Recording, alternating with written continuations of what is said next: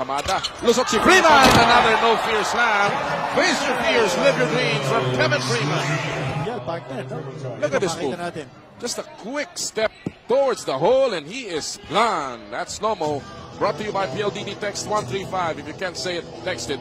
For free activation, call 171. Pakiramdaman pa ito, partner, if you notice, in that move, hindi nakapag-double team ang Shell. So they're still not doubling the import because they're still looking at how he moves. Saka bihira mong magawa yan kay Chris Jackson. Yung uulitin mo, nako, may hirapan ka dyan. Papasahin at papasahin niya yan. Hanggang maintindihan niya kung paano ka depensahan. Samantala, may foul dito si Wainwright on the driving Hontiveros.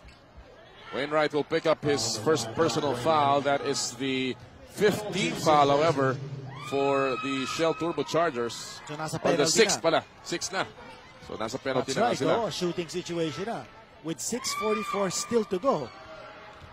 Now, earlier you saw Hawkins give up a foul at midcourt. Yes. Then Dale Singson giving up a foul at midcourt. So, those two fouls, very crucial, partner. Hindi pa nga nakapag-set up itong Tanduay. Bumigay na ng foul itong Shell, no? So those fouls added up to their total. Ito, maga-maga nasa penalty na itong Shell. Also, I think Coach Perry Ronquillo wants Shell to